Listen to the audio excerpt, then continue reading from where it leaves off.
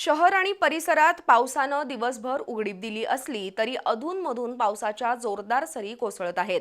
रात्रीच्या वेळेसही पावसाची बॅटिंग सुरूच आहे, तर धरण क्षेत्रात मात्र मुसळधार पाऊस सुरू आहे.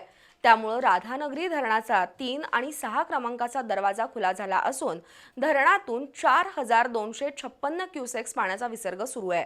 आज सायंकाळी राजाराम बंधाऱ्याची पाणी पातळी 30 फूट 8 इंचांवर होती. जिल्ह्यातील 45 बंधारे पाण्याखाली आहेत. काळमावडी धरण 79% भरलंय.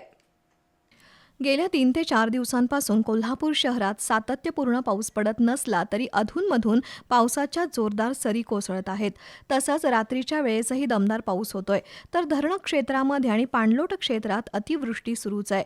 त्यामुळे विविध जलाशयांच्या पाणी पातळीत झपाट्यानं वाढ होऊन जिल्ह्यातील बहुतांश धरण आणि जलाशय आता भरण्याच्या मार्गावर आहेत. राधानगरी धरण यापूर्वीच भरलं असून धरणाचे 3 आणि 6 क्रमांकाचे दरवाजे खुले झालेत.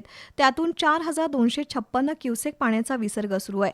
तर कोल्हापूरच्या पाणीपुरवठ्यासाठीचा आधार असलेलं काळमावाडी धरण 79% भरलंय.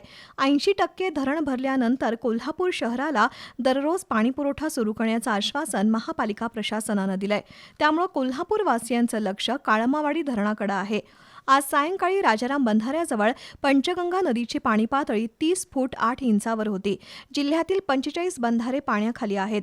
गुरुवारी कोल्हापुरात ढगाळ हवामानासह हलक्या पावसाचा अंदाज हवामान खात्यानं वर्तवला आहे.